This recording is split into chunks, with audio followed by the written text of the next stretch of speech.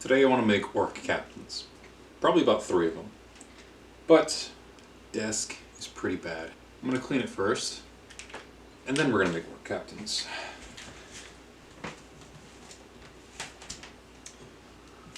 Bulba's Bookstore.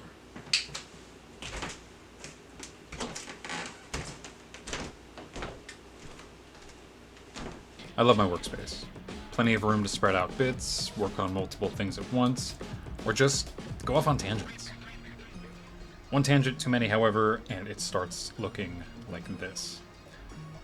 Thankfully, Goblin isn't too picky with how I keep my workspace, but it's something I'm working on. Balancing the chaotic creative process with the organization to keep me on task.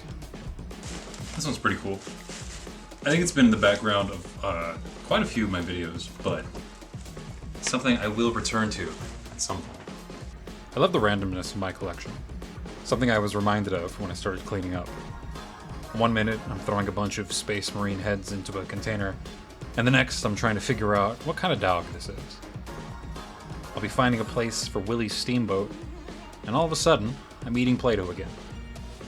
As my collection grows, I hope to continue surprising myself, start using more of the weirder stuff. If you have any weird ideas you'd like me to try out, throw them in the comments below.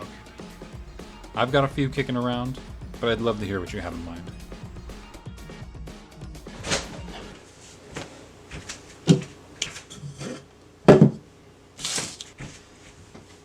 So this is pretty cool. This is going to be a texture roller that I use to make a Blood Bowl pitch when I eventually get to that.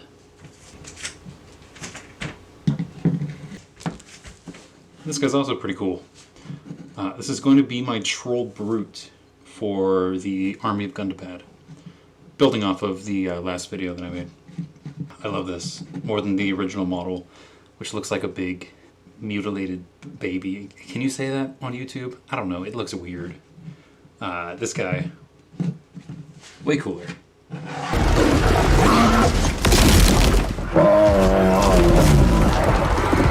Bits. I used to have these organized by type and size, but as I've accumulated more, it's been harder to keep up with that. I have a few surviving categories, a ranged weapons box, a melee weapons box, or that container of heads you saw earlier, one container of many. Outside of that, it's kind of the Wild West out here, minus the whole Manifest Destiny thing. But we do have trains, so Wild West. I'm doing finger guns. Clean. Back to captains. So what makes a good Orc captain? I don't know. But what I do know is that it's definitely not this guy. You gotta make a couple bad ones before you can make a couple good ones.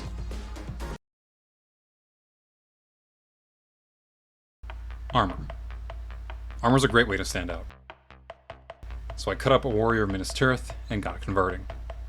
Originally using a Mordor Orc for the legs, but it looked a bit goofy, so I moved on to some legs from the Wargames Atlantic Armored Orcs box.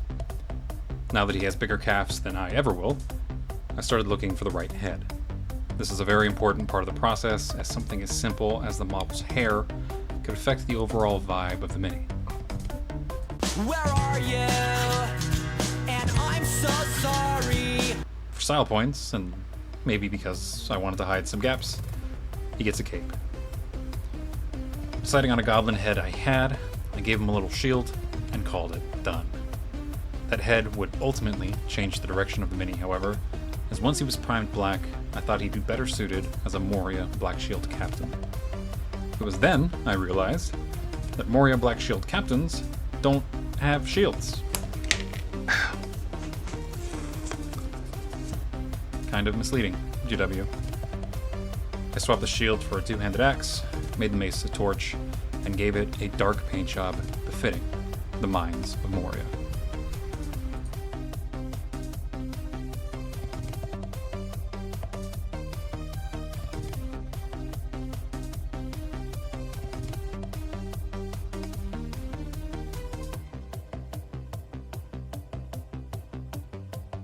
Shields. I've had this big fuck off shield for a long time, and I haven't had the opportunity to use it. To help emphasize the size of the shield, I picked one of the smaller Mordor orc models, gave him a little cleaver, and a helmet that hides his face. Almost like it's too big for his head.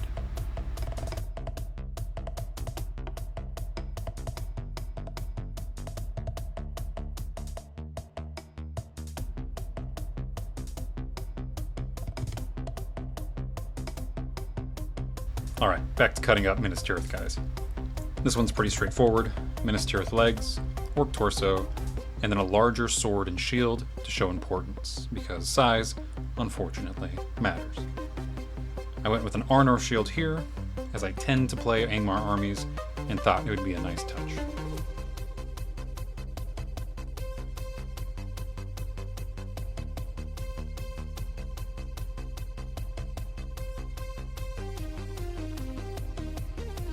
I had an idea.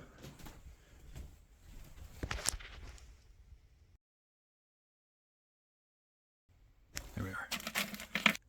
This is Frodo and Sam from the part where they sneak in to Mordor. I bet these would make one excellent captain. So we cut 2 shields, put them on the minis, and went straight to paint.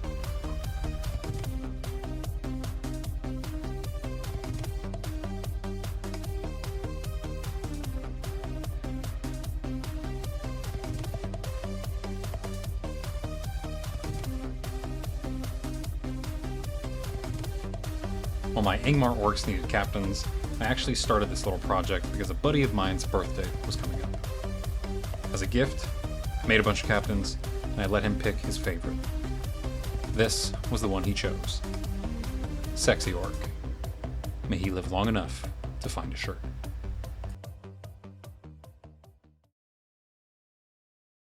Alright, here's my army.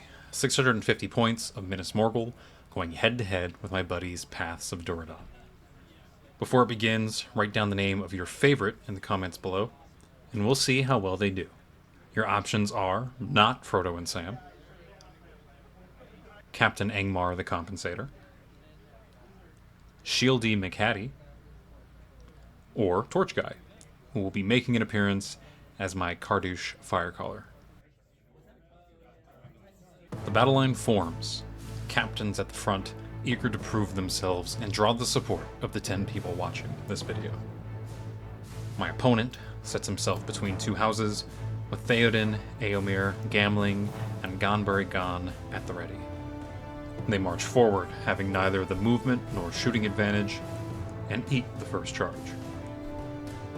McHattie, taking advantage of a hole in the battle line, sneaks around the back to get himself a horse, as the rest of the line braces for impact. Killing said horse, he heroically combats off of that one and into the next one. Unfortunately for him, this draws the attention of Eomer, who reacts with a heroic combat of his own, causing a wound with a spear on the charge, and then ending the very short career of McHattie.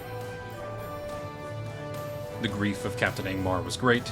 Distracted, he bounces off the cav, but then finds his way back into the fray, looking to avenge his fallen friend. What follows is about 5 turns of transfixes or shielding, and Eomer fails to make any more ground. While Captain Angmar didn't kill Eomer, he did stop him from doing anything else that game, which is just as good in my book. Where was Kardouche in all of this? Well, he was trying to light Theoden on fire, which, thanks to fate rolls, never really happened. What about not Frodo and Sam, though? They ate the whole right flank, killing 6 models and dealing 2 wounds to Gonbury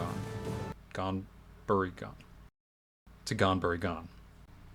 Yeah, that's it. I think. Of the 4, not Frodo and Sam maintain the highest KD and are therefore declared the winner. Their prize?